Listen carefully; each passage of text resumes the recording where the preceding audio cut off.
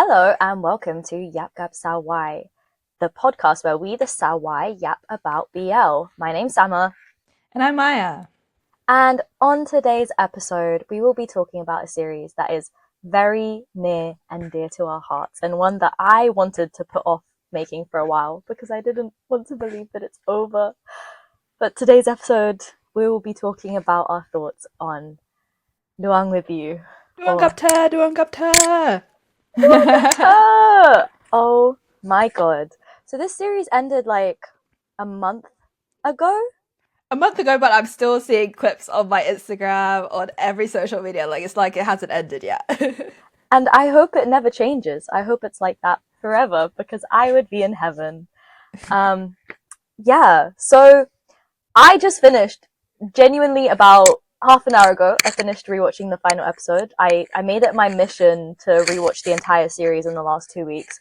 So I've been watching that on the tube every morning and every evening as I go to and come from work. I feel like that's the embodiment of what was it? Gay, you know? Don't Like get yeah. I just need the gay content to keep me going, but specifically Duang With You. So I finished rewatching all of it half an hour ago, fresh in my mind, and yeah. Should we start with talking about how we felt about the final episode? Oh, wait. I feel like I've got a hot take, but Okay. the final episode was not my favorite episode. I watched it. Yeah. I can't tell. Okay, it was a great episode. Objectively, it was good. I can't tell if I was just really ill on that day, or I was just on my phone the whole day, keeping up with what you were doing because you were there. You were there Yeah. watching the Oh in yeah. person. Yeah. But it wasn't my favorite episode in the sense that it just, I don't know, it had two main tropes that I wasn't a fan of, and then Okay. I felt the rest of the series was more interesting. But I guess, final EP, they've got to wrap up things. Just make it cute. No story, just Yeah. cute. Yeah. What were the tropes that you didn't like? I'm Okay, curious. going on holiday to Japan together. Okay. I feel like, I don't know, it's not so much a TV trope, but it's something I hear so often in real life. Why is everyone going to Japan? Because it's cheap. It's cheap? Okay. It's not that cheap, but it's kind of cheap. Like, relative to other places in Asia. Okay, Japan looks fun, but I feel like I'm just bored of Japan now. I've never been, but I feel like I've lived vicariously through everyone, seeing what everyone gets up to. And I love matcha, and I love all the scenery as much as a nice person, but I'm just can we go somewhere else? Okay.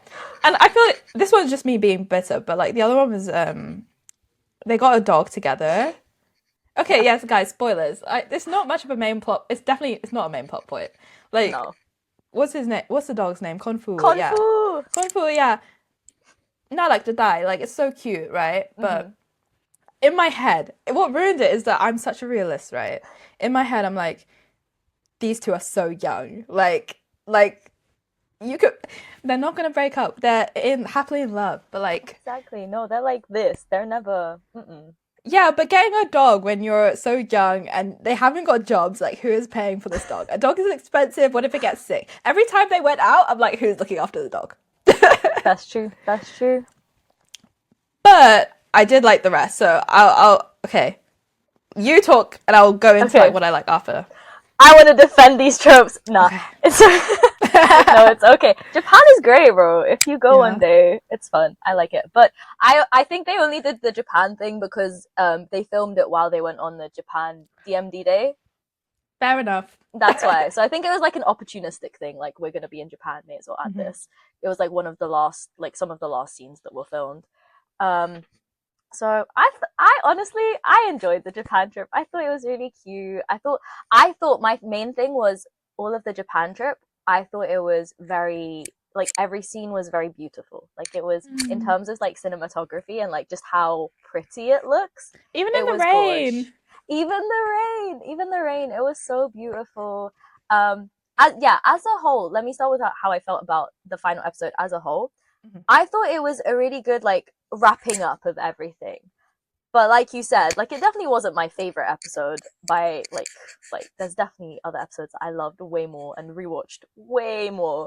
But as I think as a final episode, like in terms of like having to wrap up everything, all the different storylines with like Jamie Marvis and Duang Shin, and like revealing the thing with Fate being Sherry, like all of that stuff, and just wrapping all of that up. I think Uh-huh. they did that kind of well. I really like So that scene, but I don't think Tom reacted enough to realizing he's been swindled by these but see, delinquents. everyone took that as his reaction is not someone who's upset. He Okay. was kind of into it. Okay, I okay. think personally, but yeah, no, I was there in the theater with them that day, and as I was, firstly, guys, I never realized how loud everyone screams at these screenings. Like Uh-huh. it's insane. Like I've watched the reaction videos, and I was like, oh, they're like screaming kind of loud. Being there in person, guys, it's deafening. Like Yeah. I'm at first when they started playing the episode, I was like, why is the episode so loud? And then once everyone started screaming, I was like, nah, they have to have it that loud. We're not gonna Mhm. hear shit if they don't have it that loud. But that I'm not a screamer when it comes to watching something. Like I just don't react that loudly. But that was the one scene where I screamed along with everyone else. Really? Because, guys, I'm such a T Wave truther. Like, T Wave, I love them. Honestly. Yeah, I couldn't tell if there was, but like everyone was on socials. Everyone's saying like, "Oh, T Wave, T Wave, T Wave." I'm like, okay, yeah, yeah. They're just looking at each other. Maybe in the next series they'll get something of substance. But I'm glad we got. Yeah. I guess I'm glad we got these like snippets of that. Yeah. But you know what I think really confused me was there was some scenes, and this is going to the whole series, but there were some scenes where like Fair would go out on a phone call or would mention having a partner, Yeah, who are you and talking to? everyone was like, "Oh, it has to be like T, it has to be T's character," and then it wasn't, Yeah. and then I'm confused. What does he have a side piece? What's going Uh-huh. on? But Loki, I'm glad they didn't go into like this T wave thing because I'm like Yeah. they didn't have a lot. North and Otto didn't get a lot of screen time, and I wish they had so much more because I am like I Yeah. love Jamie and Marvis. Like I Yeah. thought a lot more could have come from it, and I was Mm-mm-mm. glad what we got something in the final EP. But at the same time, like I wish there was more, but Yeah. not enough to warrant a second season. Because what I realized is I don't Yeah. like sequels. Like okay, I really liked Your Sky, but when Your Sky of Us Mm. came out, I was like, I kind of lost interest. And then it wasn't Mm-mm-mm. much of a storyline. I guess it was like a shorter series, but at the same time, I'm like, did we need this? Also, Loki, kind of scared for off topic, kind of scared for when Peach and Me comes out because I'm like, oh, like I'm sure they'll do Yeah. well with it, but it's really Mm-mm-mm. difficult to continue stories when it was originally Yeah. written to end here. Yeah, exactly.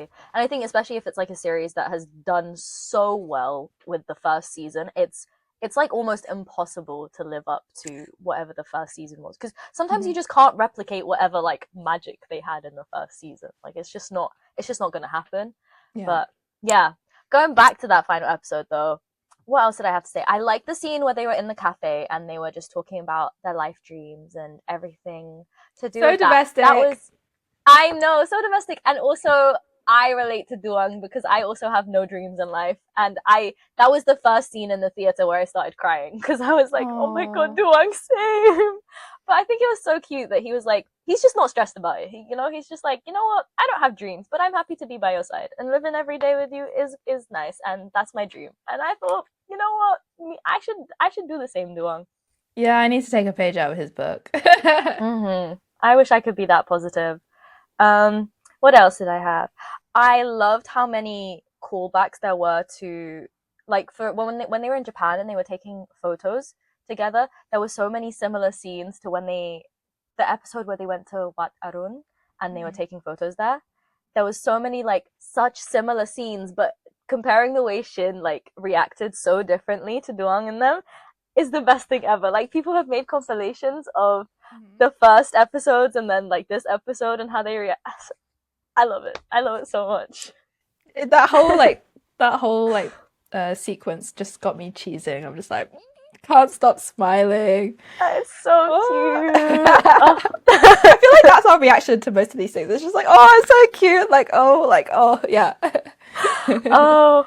And then also, I think I know some people don't like NC scenes, and some people love them. Okay, wait. In the group chat, we have Isaiah is also in the final EP screening.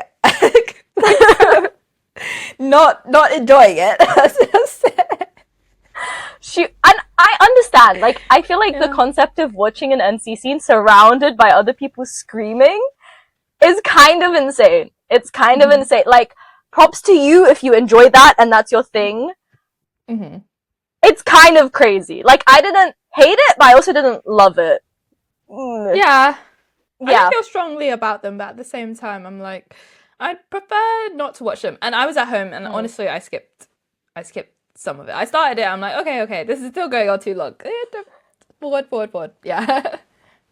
But I do think it was really beautifully choreographed. I will say that. I think Titi and Paul do really well with their like NC scenes. I think they really managed to like bring in the emotion of it. Like, it's not just sex and like something just to be on the screen to show, to have an NC scene for the sake of having an NC scene. I think they managed to really communicate, like, as actors, the emotions that those characters are feeling, especially with like their eyes and their body language, and like really little details that you notice. Like the very first part of that scene where Shin goes to sit on Duang's lap and Duang like shifts slightly to like, it's just those little details that are just like, oh, I love it. The only Very thing I didn't observant enjoy, eye you have. I watched it quite a few times. True. Okay. But I will say the one thing I didn't really like about that scene, I felt like the camera movement was really weird. This is just me being very picky, but the camera movement was really weird to me, and there was some transitions just felt weird. But anyway, that's just me being really picky with the NC scene. But yeah, Can't comment. I wouldn't know. Skip through it. let us know what you guys think. Uh-huh. I enjoyed it. What else? Can I just say, as a T-pop lover, the tattoo color feature right at the end, that's what got me screaming. I was like, because I love tattoo color. I've seen them. I've seen them twice in Thailand. It was just amazing. Also, like, even just before the scene when Shin was dedicating a song to Duang, I'm just like coming down off the stage. Don't get me started on that. Okay, wait. There's many things I have to touch on. Okay. Let me start with tattoo color. I screamed extra hard in that screening when tattoo color came on because I don't know tattoo color that well, right? But the day before that screening, we were in Pattaya and they had like a Songkran festival on the beach, like with a bunch of different T-pop artists. We had to leave before Jeff, which was really sad because we would have seen Jeff 4 times. Yeah. But it was like our last bus to Bangkok we would have missed it if we had seen Jeff. But the artist that we did manage to see at that festival before we had to leave was Tattoo Color. And so that was like I had literally just seen Tattoo Color live. Like Isaiah knows their one song Cinderella, and she was like, "This is the song I love," and I was like, okay. So I had literally just heard it for the first time the night before, and then suddenly seeing them on the screen, I see this guy and I'm like, he looks so familiar. Oh my god, it's Tattoo Color. It was crazy. What do you mean that uni can afford tattoo color? That's crazy. I know, right? But it's so funny. I was also watching the behind the scenes of this episode, and the fact that Tattoo Color like just played random songs for the like all of the cast and crew to come and enjoy after as well is so cute. Like they just played extra songs for them to have a little concert of their own. Deserved. They definitely deserved it. I wish I was there. Yeah. What else did I want to talk about? Ooh, when they went to Loy Gatong. Every Loy in whatever show it is, every Loy Gatong moment is so cute. Like, because it's always dark. It's always just like it's such like campfire vibes. Just like the candles. I'm just like, oh. I think the main thing I loved about this episode was all the like the little callbacks to all the other episodes from before, and the fact that it's love a good literature moment. The cyclical structure of the series, and the way it was like starting and ending with them at the festival. The first one being like, Duang is gonna like hit on you. I'm not asking for your permission. And this one, them being like a couple and coming together. And also, we just need to talk about how good they looked. Oh, we briefly we were speaking about this before we hopped on the podcast, but like Yeah. Didi when he has like a tighter shirt on and like his sunglasses, pushing his hair up. Oh my gosh. Something about that forehead really changes the way he looks. Yeah, no, Titi has an insane face guard, I just want to say.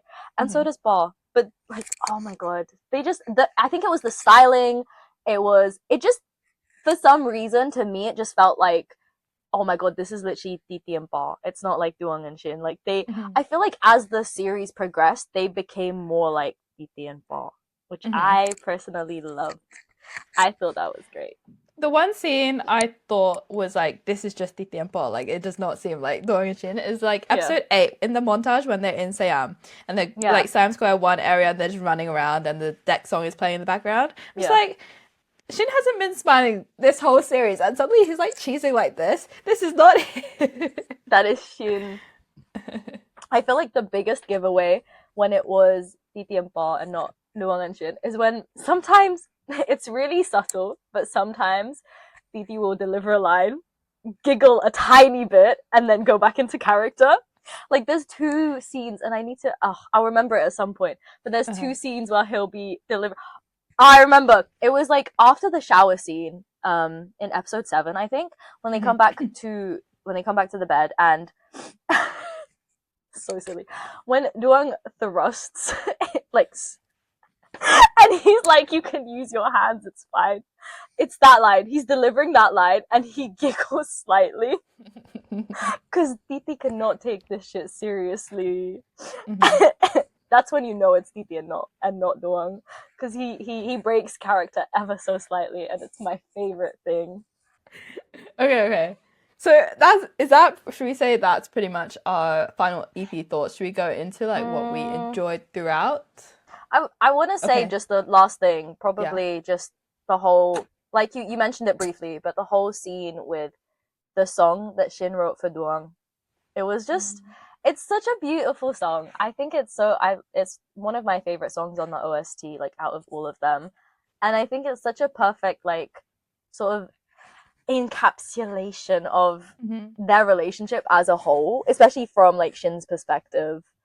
It's just, and again, the thing with all the callbacks in this episode, like going back to like the year before where Duan comes to watch him and is like basically mesmerized by him, and then having the flash forwards to him now. And it's so crazy as well, the way that they made Duang look so much older, even though both those scenes were filmed on the same day. Yeah. Like crazy. I love it. But just that whole thing of like just singing the song to Duang and then like jumping into the crowd and being like, don't cry yet until I'm in front of you. I thought he was gonna propose.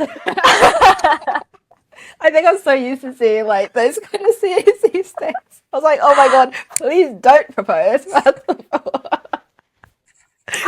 We've gone from BLs having like no marriage to now same-sex marriage is legal. Everyone's getting married. Not everyone needs to get married. But I loved it so much. I thought it was so cute. And then again with the behind the scenes, it's always the behind the scenes that make this so much more special for me. Like as a series, is the behind the scenes. Titi was crying, Paul was crying. They hug after like the camera's cut, and I was just like, these cuties, man. They're very into the character. Yeah, they're so immersed in the characters. Like, and I think it's a lot to do with like the fact that they kind of are very similar to their characters, I would say.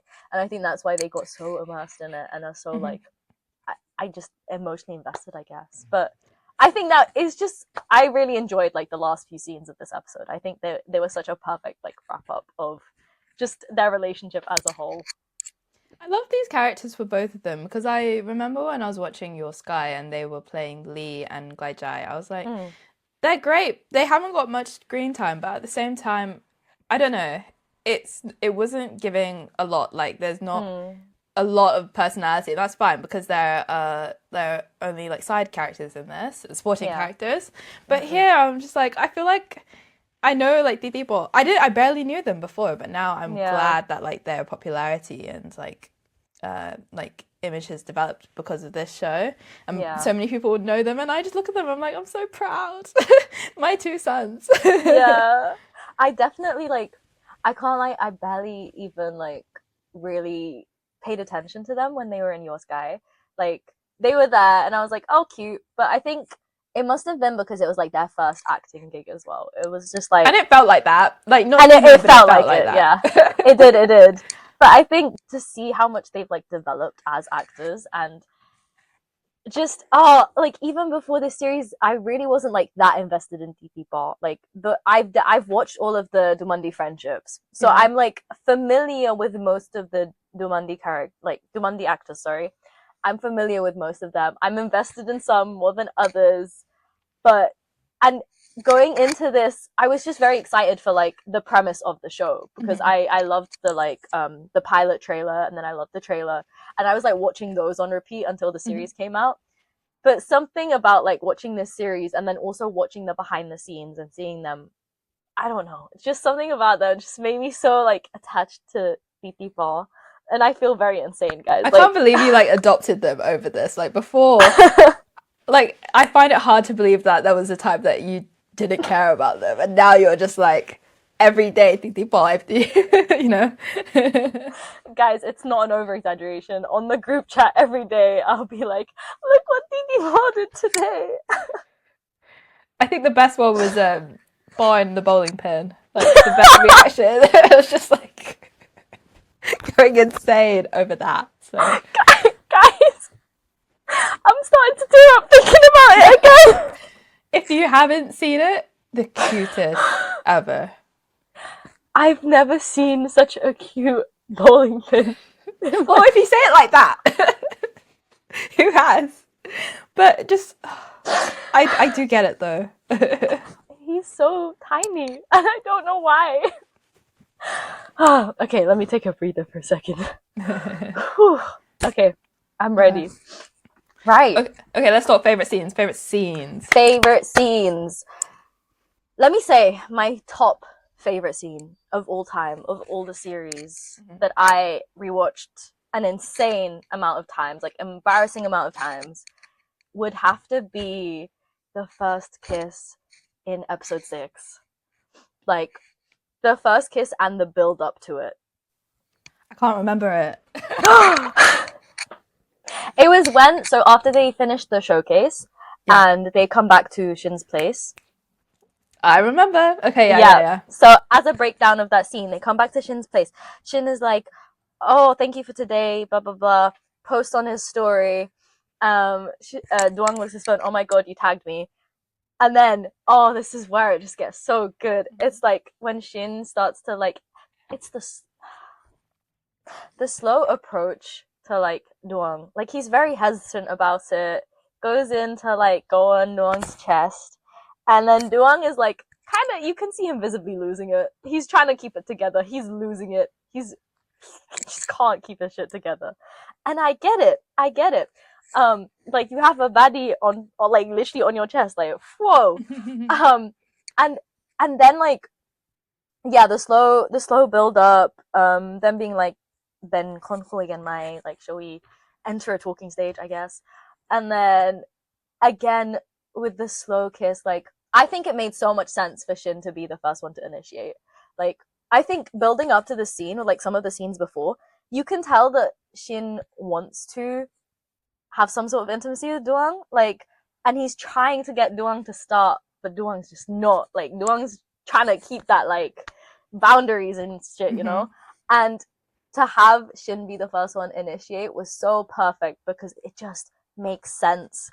And then once Duang has that permission that he's like, okay, Shin wants this, and he's on it. He's on it. He's like, nah, I got this cookie now. Hmm. I think what just made it perfect for me was just all the little details. I think there was so many little things that, like, if you watch the scenes a bunch of times, there's so many tiny details that you might not notice that make it so realistic to me. like things like when they the first time their lips touch is like Duang's eyebrows raising slightly, or right before he goes in for the second kiss, he's fiddling with his fingers like on the cushion behind. He's like so visibly nervous. It's just so many tiny details that made it so like real to me. Like, guys, that's what it feels like when you kiss someone, man. It's just so like nerve wracking, but also like, whoa, what's going on? And then the way when he, I love, can I just say, I love when Shin drags Duang by his clothes. I love it. Like dragging his puppy along. Have you heard I that? Have love you it. heard that song that goes like "Walking Like a Dog" or Yeah, whatever? Like yeah, yeah, yeah, the yeah. amount of edits I've seen to that song with this show. Mm-hmm. Oh my gosh! And I love that Duang is exactly where he wants to be. Like that's exactly where he wants to be. But then when he gets dragged to the bedroom, shoved on that bed, and he's just having a good show. But the way his eyes change, like, do you know what I mean? Like the way his I I don't know how to describe it, but there's a word that I can't think of. But his eyes change, and Mm. you can tell it's gone from like, oh my god, I'm so nervous, what's happening, blah blah blah, to he's kind of hungry and like Kind of like a Wattpad-esque writing style of saying like his eyes darken, whatever that means. He just like that's locks in. exactly what it looked like. But that's what I mean by I think what really sold me in a lot of the NC scenes is their acting with the very tiny details and the way they deliver those emotions. Like he does not need to say anything, but you can tell that there's that shift. And I think like they're so talented for that. They're so talented for being able to like convey all those emotions so perfectly and so realistically. You're so philosophical about all this, and I'm gonna be like, "Oh, my favorite season just because it's funny." And that's so fair. It's a romantic comedy. We watch these shows for different reasons. I watch this show to have a laugh, and then like the later episodes, I'm shocked that I'm crying over like Shin's traumatic past. But do you want to hear my Yeah. funny moments? Yeah. Okay, I wrote down two. One of them, it's barely a moment, but it's like episode 7 where so like what happened? They're at that Bangsan, they're at the beach, and they're Mm-mm. drawing pictures, and Mm. then Duong screams at his phone multiple times. Like I saw it in the trailer, and I'm like, oh my god, what's gonna happen? And it's just the fact that he Shin sent a selfie, or like he started calling me, and he just like, I'm like hilarious because I'm like, how his friends just have to act like he's just being normal. This is how he usually is with these two that they don't really hang out with. Hilarious. Okay.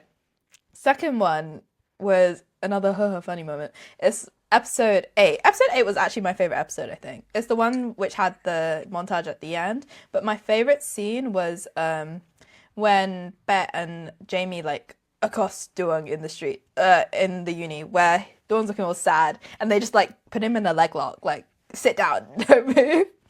And then it was just the only what he's like sulking about is like what Shin still has the pink teddy bear. Also, every time Dong like hits that teddy bear in this whole series, love. And then I think, but specifically my favorite moment in that was when like Dong's like, oh, I don't think I have the right to tell him to throw it away, and then like Jamie's like, huh? Yeah, you do. Like, yeah, like every reaction that Jamie does in the series, love. Favorite character of the series, definitely. Yes, Oh, I love that. and then, like, even if Shin doesn't love you, we love you, and then they both go into kiss. Amazing. That is I just, exactly what friendship should be, guys. yeah, this friendship group is like my favorite part of the show. Like, I wish I was friends with them. They're so funny. Yeah, yeah. I have other favorite scenes. Let me Let's think. hear. Let's hear.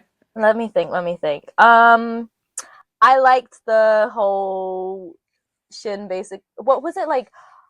Oh, you have hard lips, like as in you are Back tight-lipped, hang. basically. Yeah, Mm-hmm. yeah, yeah. Where he's like, oh, you're tight-lipped. Firstly, I think I can translate this scene better. I just want to say they could have Mm. said, oh, you're tight-lipped. Oh, how would you know? Have you tried them?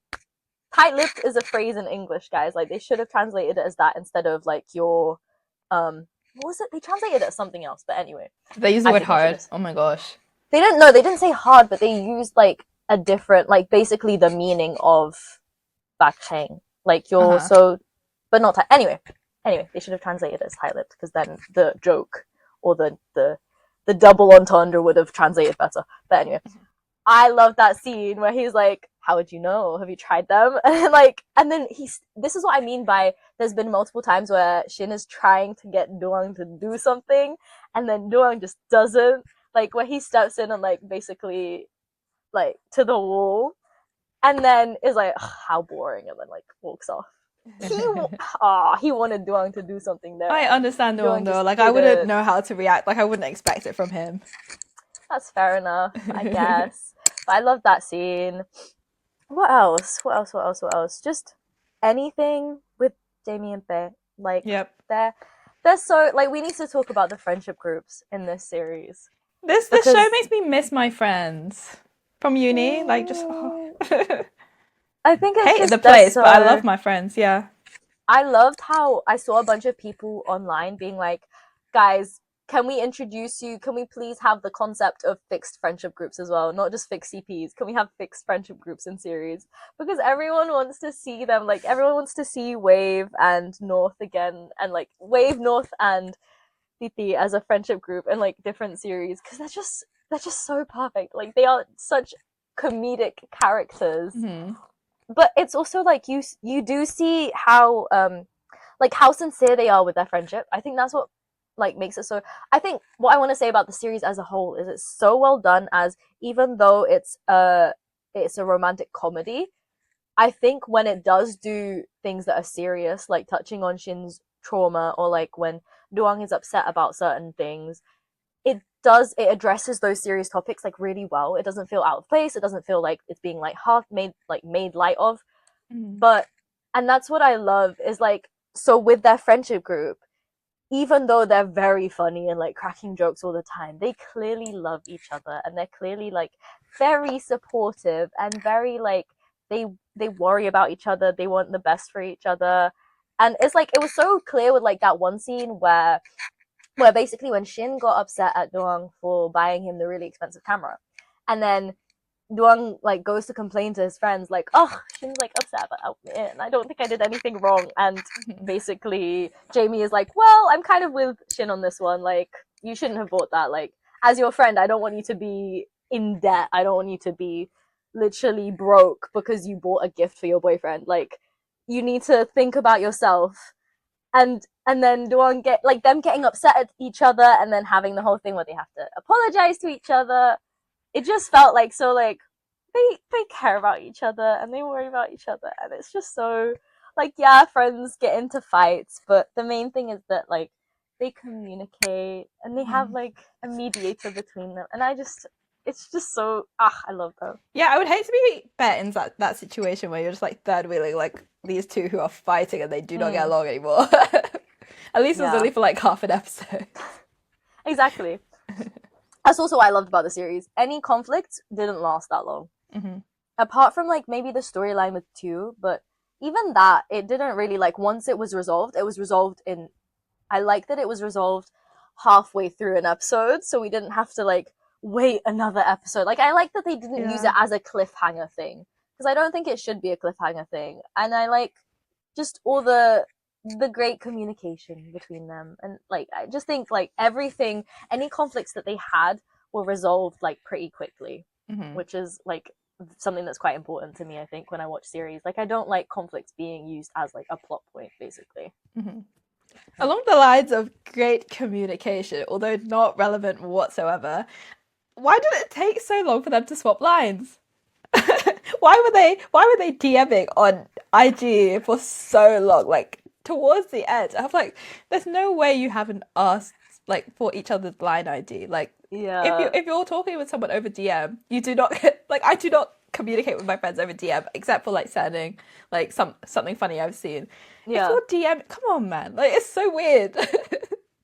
I'm glad they got there in the end. Oh my gosh, it annoyed me so much. Anyway. But yeah. Oh, I just thought of one of my other favorite scenes. Let's hear it. It's kind of like a favorite scene in hindsight. Like, it became my favorite scene after I understood like Shin's trauma and his like basically his backstory. But the scene where after the basketball game, Shin gets gets hurt, and then Duang is like dressing his injury, and Duang's obviously upset. And when Duang stands up, turns around, and Shin comes to hug him from behind, the knowing that Shin, all he wanted growing up was a hug, and you say that. knowing Wait, that am I gonna tear up? all he wanted was a hug, bro, and no one gave it to him when he was upset. And the fact that he managed to, as someone who's like very closed off, that he managed to feel like such overwhelming emotion, and he wanted to go and comfort Duang the way that no one did for him. It's so, I love them. It's like, such a hard thing to think about for me, because like I've never been like one who, I'm all over my friends. Like, I used to, every day when I come in to school, I'm just like giving everyone a hug. Like, oh, I missed you. So COVID was a tough time for me. But like now that you mentioned that, I'm just like, oh, I can't imagine like missing that sort of like tactile aspect of like any, not even like a proper relationship, but like friendships as well. Like I can't imagine not hugging my friends when I see them. Like expressing your love in that way. Oh. Yeah. Like on that on that note, I think I'm like sort of the opposite to you, in that nowadays I make such an effort to try and be like more physically like affectionate to my friends, but that's like I had to do such an effort to get there, because I, like, when I was in secondary school and like during my first year of uni or something, I was never a physically affectionate person, because it's just not like a thing in my family to be physically affectionate. Like, we don't say I love you, we don't like really hug or anything. So that's just never been something that I do, even though it's something that I want. And like I love physical affection, guys. I love skinship, bro. I love hugging my friends. I love cuddling And I'm my gonna friends. give you a hug the next time I see you. Just a big fat hug. Yes. You deserve it. Thank you. But I love it so much, but I don't know why. I just struggle so much to like initiate. So I'll get like so in my head about it, like, oh my god, wait, I want to link arms, and then I just can't do it. What do you mean you're not linking arms with your friends as you walk down the road for no reason? Like, so I there's swear with only some like of my 2 friends that I do it with, because like I've gotten into that routine with them. But like when it's someone that I'm like close with, but we've never done that before, so then it's like, oh my god, this is weird, and I just like, I don't know. What do you mean you don't look like a couple when you're walking with your friends? Like, anyway, as it should be. But yeah, As no, it should be. I relate to Shin on that aspect, and I love seeing his progression through the series, because like, as you should, like, you, if that's what you want, and I am glad you managed to get it in the end, and I'm glad like just that he just got to have what he needed from Duang. Yeah. Okay, favorite characters, go. Duang. Wait, if you could, yeah, Duang. If you could pick one, it would be Duang, yeah? Yes. I've never had like, usually I'm kind of like, oh, I don't like a happy-go-lucky, like, there's no wrong in your life, like, you're so happy, like, not even a grey cloud could ruin your day. But honestly, like, I feel like I've become a more positive person after watching this show. I'm like, I need to take a page out of Duang's book, like, just look like sunshine is shining from every sort of corner of the room, like, love it so much. Yeah, I think he's like you were saying, like, I feel like through watching this show, so many of my mannerisms have become like Duang's. It's kind of embarrassing sometimes, because like I'll get excited and be like, "Oh my god!" and it's just, oh, I've been watching Duang too much. I feel like I've been spending too much time with him, but like he's on my screen. Like, yeah, I feel like I have a parasocial relationship with these characters. It's so not good. Like, I need to like look into reality a bit, but yeah. I think for me, my favorite character. Okay, if yours is Duang, I'd say mine is Jamie, because I feel like I see North and I'm like, oh, this looks like a cool guy, but like his character was so cringe in the show. Like he's just as cringe as Duang and Bet, and like I think my favorite. Okay, he said it quite a few times in this show, but the line where he's like, "Gu ben nak krop, may shay nak rak." Yeah. Like, you are a lover boy. You're just hiding it. Like, come on. You're just hiding it. Yeah. But on the topic though of Jamie, I don't know how I felt about Jamie Marvis, to be honest. Okay. Like, I feel like I don't know. I wasn't like that drawn into their storyline. It's because they Like, didn't develop it. yeah, I think there was just something missing. Like, I know the concept was that they start out as like a one night stand and then they become like friends with benefits or like bed buddies or whatever, and then it becomes like, oh, they develop feelings. But it just, I don't know, it just didn't feel like you saw that development happening, to be honest. And I feel like had they given them maybe like, I don't know, like one proper NC scene or like, I don't know what could have made it better for me, but it was the last episode I think was probably their best episode because Yeah, that because they was the had more than one episode. scene. Yeah, and it was also just like, oh, now you can kind of see like their relationship properly in a Yeah. sense. I don't know Even though how it's to still kind of describe it. like blurry, we don't know Yeah, how they really ended up because they're like, we thought you came to introduce your partner, but like, yeah, no, that's not. He's just there. I don't know. yeah. And I will say also on the topic of like the only reason I know that they're supposed to be like international kids and like Jamie's parents live abroad and all this stuff Yeah, I kind of forgot that reason. I was like, why are they always speaking English? is because I read the novel and I just feel Okay. like that was a part of their storyline that I also think should have been made more obvious because it's just so like thrown in there out of the blue, and to anyone who hasn't read the novel it's just a bit like, huh, wait, where did this come from? Uh-huh. And The whole time I'm like, every time they speak English, I'm like, please stop, please. no It's so hate to cringe. I love Northern Otto, okay, I love Northern I Otto. love I Northern think Otto. it just felt a cringe to some people because there was no context. Like, Yeah. I think if we had more of a context, it would have made more sense.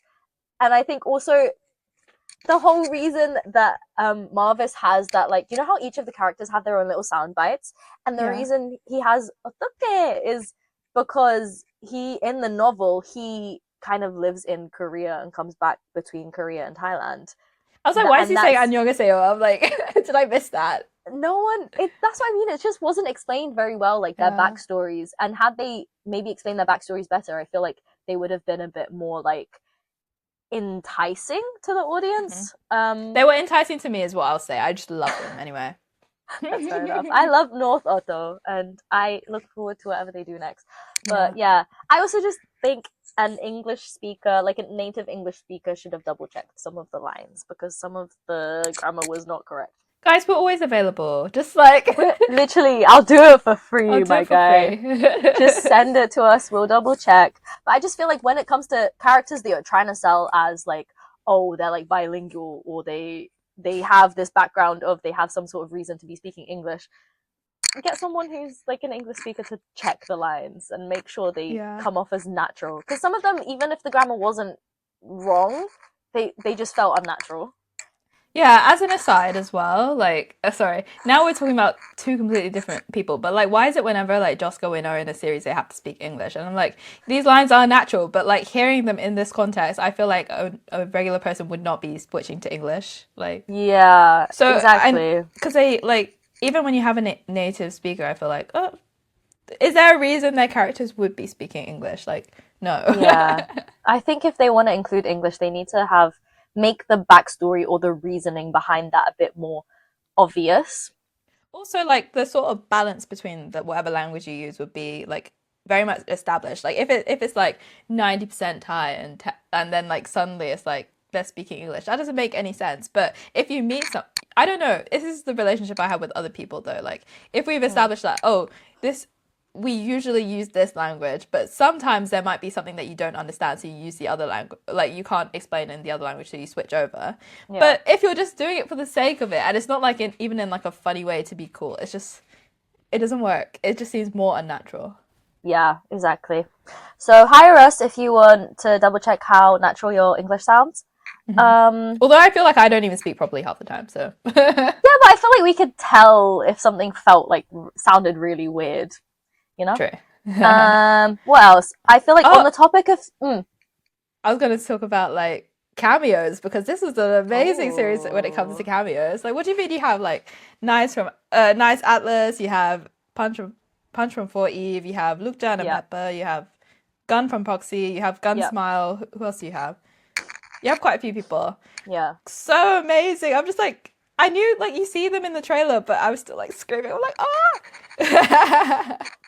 I think this is one thing I love about Dumandi is in general they will outsource. Like they won't just stick to who they have in Dumandi. They only have guys, that's why. I mean, also true, but like they always outsource. Like in terms of their OSTs as well, they always bring in artists from outside of Dumandi to do them.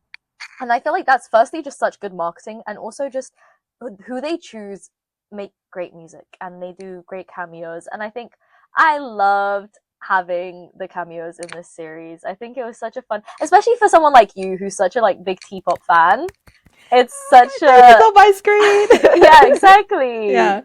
I think for me it worked out the other way around. I didn't really know them until I watched the show, and then I was like, oh my god, after watching the show and then going to some of the Songkran festivals when I was in Thailand, and then seeing, like, I saw Atlas perform at one of them, and seeing Nice like right there, I was like, oh my god, it's the guy from Duang With You, but now I'm just obsessed with him. And he's a nice guy. He's a nice guy. Nice is a nice guy. I just want to say the long hair does wonders on him. It does. He looks so good with long hair. He's so pretty. On the topic of nice guys, I just want to reiterate to everyone watching, Gun from Proxy is he's the cutest guy I know of. Like he's not, I don't think he's terrible in the series, but like of course like he's ruining your favorite ship.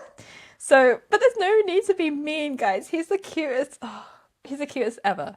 That's what I want to say. Yeah, it's like the same with Punch and Nice. It's like they're so evil on screen. And then it was so fun seeing them at the screening as well. Punch and Nice were there. They did like a little performance. Yeah, I was so jealous when I saw like on Twitter like people talking about it. I was like, why am I not there? Sorry.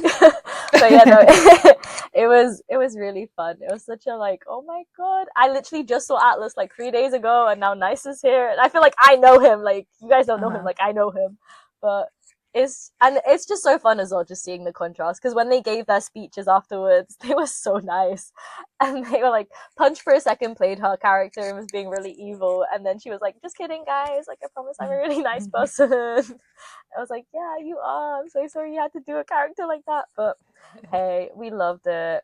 OSTs as well. Okay, even before the series started, as soon as I heard that Proxy song, like I'm a Proxy fan, guys, but this song, like in that, like the lead up to it, I heard it like, I don't know if you, I've shown you like how often I listen to songs. Like in 10 days, I can listen to a single song 35 times. Yeah, I would listen to that at least like 5 times a day, and then if not on my phone, then I'm watching it on YouTube. Even the video was so cute. I'm just like, the series is over and I'm still listening to this song. Deep Someday Say Yes. Is that what it's called? Someday Say Yes. Such a good song. So cute. Also the video is so cute. If there's one Proxy member who I think really suits this concept, it's Shokun, where it's like Shokun in Proxy, because he's just Nalaklo. He's so cute. yeah, I don't know them like that, but this song, you have to know them now. I think I know a bunch of like Proxy songs. I was quite upset that we couldn't actually see them when we were in Thailand. What, you didn't get to hear? At all the Songkran festivals, like it would be them performing at the same time as like this other artist that we really wanted to see, so we never actually got to see Proxy. Yeah. But I love this song. Like I don't know what they put in it, but they actually put crack in it. They fully put crack in it because it's so good. Yeah. Like I just want to say, like, I listen to the Duang With You OST, like, every single day. Every single song on this OST is so good. And, like, again, what did they put in it? And I love all the outsourcing. I love having what was it, like, Jinuk from Bus, and, like, all these other songs, all these other people singing these, like, songs. And then, obviously, like, PP and Bo, and then, like, Wave, and North. That was a funny song. I love it. Boom, boom, boom, boom. Yeah, it's just they're so good. I think what made episode 8 for me was like the compilation. So hearing like the Deck song for the first time, what's it called? Rak Beleo, Next Status. I was like, can you please put this up on like streaming? I need to listen to it right now. Yeah, it was like that for every episode when they would introduce a new song, and it would just be like, oh my god, I'm itching Don't leave to me hear hanging. this. Let me hear it now. Yeah, and I feel like the last time I felt like this about an OST was Tempo, because I remember watching Tempo in real time, and then they would like release a new song in the episode, and I'd be like, oh my god, I need this song right now. Especially with like Who Says, I was like itching for it. I was like, you have to release this right now, because I will replay this for days on end. Like, I need it. And that's just how I felt like about every single song in this show. Also, I want to say that like this is so bad with me, but I feel like when I was watching Duang With You the first time through, like in real time, I never paid attention to the opening credits because I was always just singing the song. I was always just like, oh my god. It's like a no skip intro though. It's a no skip intro, but I get distracted by the song and I don't pay attention to like what's on the screen. And then during when I was actually started rewatching the series, I was like, oh my god, wait, this intro is so cute. Yeah. Like all the graphics. Never paid attention the first time around because I was too distracted by proxy. But honestly, me too. Every time I'm just singing the song and then I look away from the screen like on my phone, but just singing the song, and then I look like, oh wait, this is actually great. Exactly. And then yeah, so I realized was it not Heads Up? Hats off to whoever was in charge of doing that, because that I really liked that intro, and I'm sorry I didn't pay attention the first time. I was really distracted, but it's great, and I appreciate you for doing that. Yeah. Can you talk a little bit about like how the final EP was, like being there in person? You have stories to tell. You have a story to tell. Even yeah. Well, okay. I mean, I'm gonna at some point in the future make a vlog of like every BL T-pop related thing we did in Thailand. It's just gonna take a while because also I'm just shit at vlogging. So I'll probably have to end up doing like what you did for your Lycan vlog, which is do voiceover and little clips of me talking in between. Yeah. But yeah, the Duang With You final episode screening. So I went to that. I got the cheapest tickets because I was like, we are spending a lot of money here in Thailand. I need to spend less, which I regret, by the way. I should have got the most expensive tickets and gotten a photo with them, but it's fine. Anyway. I'm not gonna like say yes or no because I'm very much like I will spend the money. Oh, you only live once. The money will come back at some point. Should have done that. I just felt bad because I felt like I was dragging Azaya with me, and I feel like she's just not as invested in Duang With You as I am. Solo trip. I didn't want to be like, hey, so let's get the most expensive tickets. So I was like, no, it's fine. We'll get the cheapest tickets. Like, it's okay. But anyway, yeah, that day we got to, it's in, what's that hall called? Union Mall. Yeah, it was in Union Hall, in Union Mall. I went, like an hour after like ticket pickup was open. I went, got my tickets. I got me and his eyes tickets because I bought both of them. Go up. There's loads of like little stalls and like little games and stuff and a bunch of freebies. But I think, okay, let me just, you know what I need to do first? Get merch. I'm thinking like, I have time. I have time. Let me go into this merch queue. After I get my merch, then I can go around, have some dinner, like relax. I have 8 hours before the screening starts. Okay, 8 hours. I go into this queue. I look at the queue, I'm thinking, surely this queue can't be longer than like, what, 2 hours? Even 2 hours is a crazy wait time. Which is, yeah, crazy wait time. But I was like, it's fine. Like, there's loads of people in front of me. Yeah. I go into this queue. 2 hours pass. I'm about 2 rows in. No, 1 row in even. What are they doing? Are they just looking at things? Are they not serving people? Like, no, I think they're just being really slow at the front. And also I think a bunch of people were doing like group orders. Like in-person group orders, yeah. But 2 hours in, I'm like, okay, well, I'm 2 hours in now. I can't leave. Surely the rest of this queue is gonna get faster. Like, another 2 hours pass. I'm barely halfway. I'm thinking, well, now I'm halfway. I can't leave. Was it sunk cost? It was sunk cost fallacy. I invested too much. I couldn't leave anymore. I think also because I was like, I'm not gonna pay the online delivery fees. Like, I'm not doing it. Yeah. So I'm glad to see one of us is level-headed.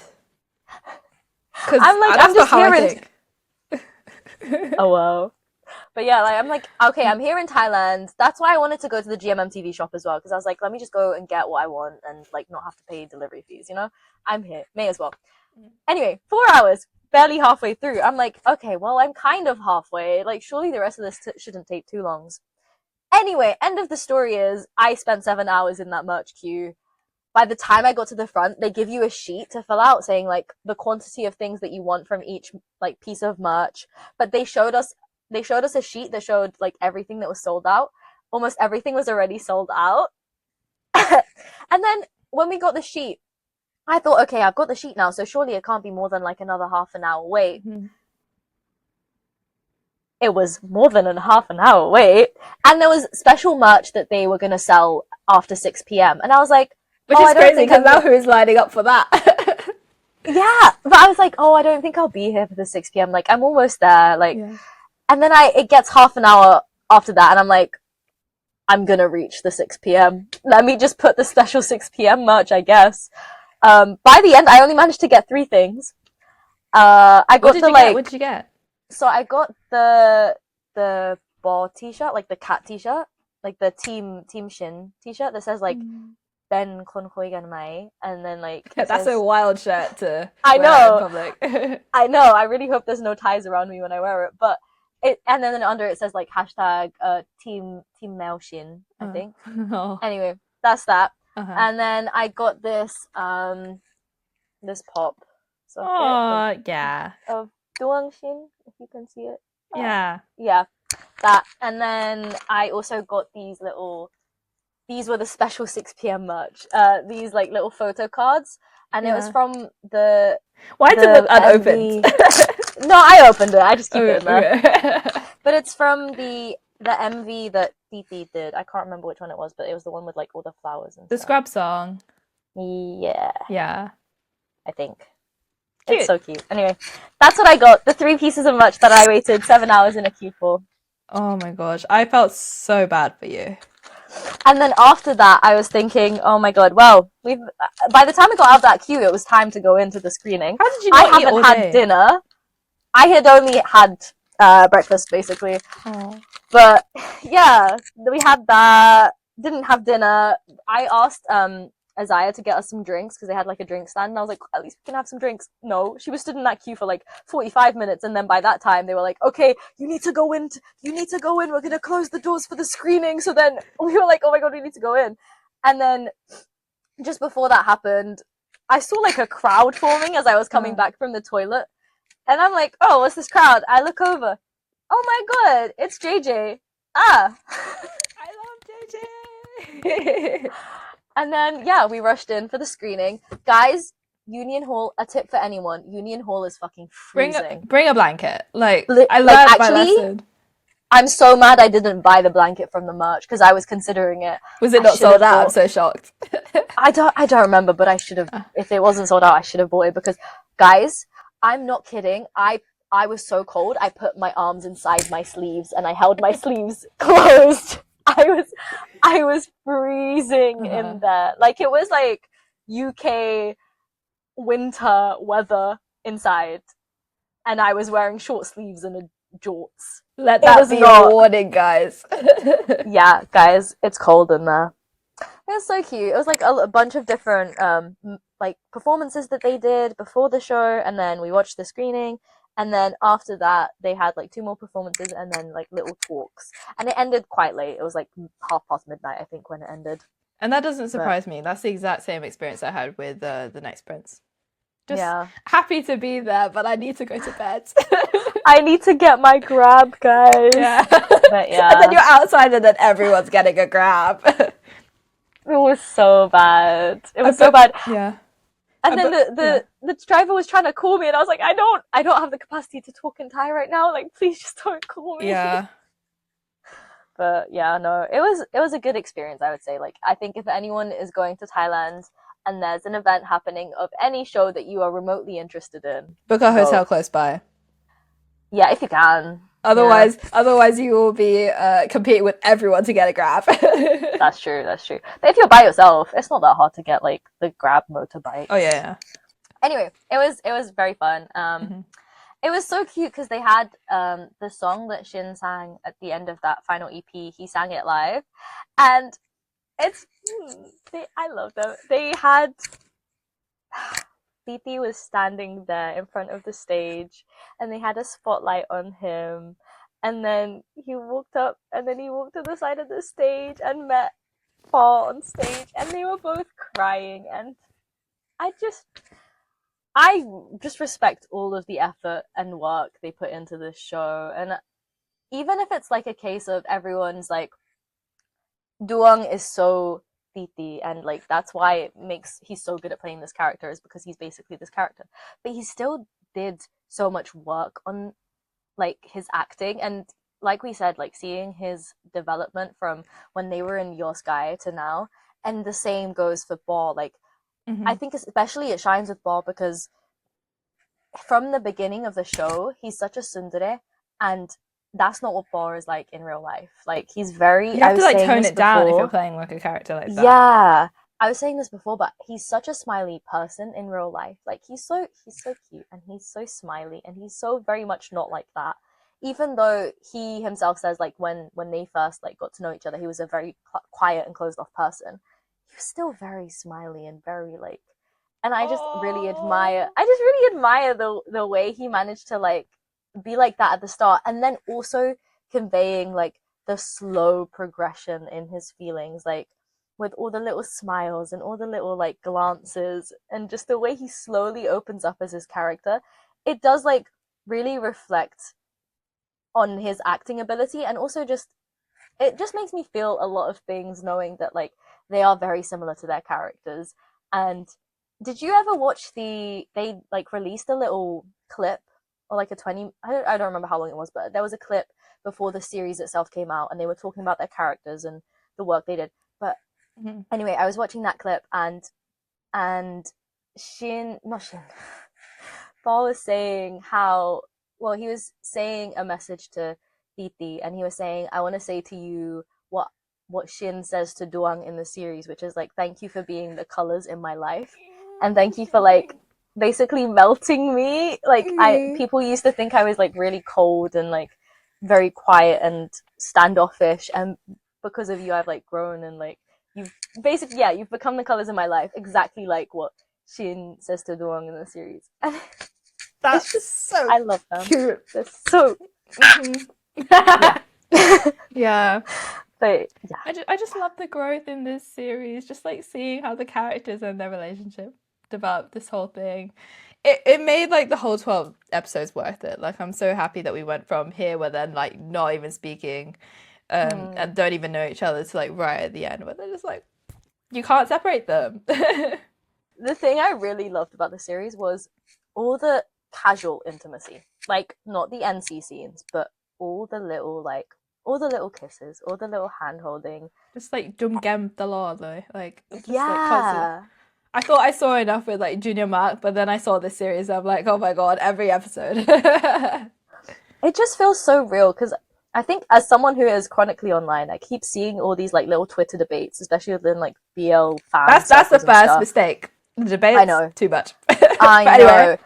But I kept seeing like before or like during the series, I was seeing loads of debates that was like, oh, people shouldn't like NC scenes. People should like NC scenes. Blah blah blah. No, you like no one should feel that uncomfortable seeing like queer people have sex on a screen. But no, but like that feels like sexualization. All these kind of like debates, and I think Duang With You was such a like breath of fresh air because it felt like, firstly, the NC scenes didn't feel out of place for me, and then secondly, just all the casual intimacy is what makes it feel so real and so like representative of just a real queer relationship, mm-hmm. because it just, that's how it is, that's what makes it feel realistic, is not the NC scenes, it's all the casual intimacy and all the like all the little kisses, all the little like the the home game, and just like everything like that just makes it feel so real. And I also just loved there was that scene after the shower scene where they're on the bed and they're having a discussion,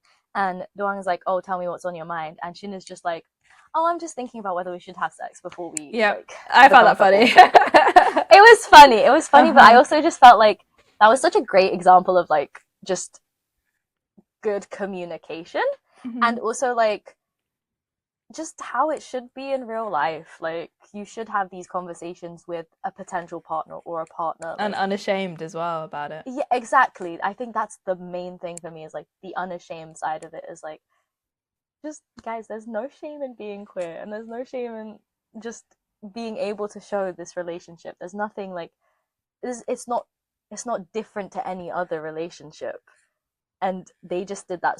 They conveyed that so beautifully, and it was just I loved it so much. Yeah. Okay, should we wrap it up? It feels like I'm saying goodbye. I don't want to say goodbye. I love Titi. I love Paul. Like, oh my gosh. Guys, I really want to say, like, when I finished watching the final episode right before recording this, I literally sent a picture to the group chat. I was crying. I was literally crying. The same exact way I was crying the first time I watched the final episode. I was crying again because this series just, I don't even know, like, even despite talking about everything in this episode today, I still can't really, like, verbalize why I love this series so much and, like, why it means so much to me. Me too, because I remember when we were filming that episode, like, are we tired of university dramas? Like, yeah. I don't know what it is about this show, but it is a rewatchable show as well. Like, honestly, I've rewatched some of the episodes as well. Maybe, I don't know, for you, the third round of rewatch. Oh, I'm so close. I probably will. You're watching it tomorrow, like. I probably will. Yeah. It's so embarrassing. I'm so addicted to it, but just, yeah. Wow, like, that's all I have to say about this series. And, like, I want to give a little message to Titi and Pa. Guys. Pasa Thai, do it. No, okay. ก็เรารักทีตีปอมากแต่คิดว่าเรารู้สึกแบบภูมิใจมากเพราะว่าทีตีกับปอเก่งมากเลยอะแบบเฮ้ยแบบ like นักแสดงเก่งมากแล้วก็ this is going to be hard to say in Thai, so I'm going to say it in English. Don't lose your shine, guys. Like, don't.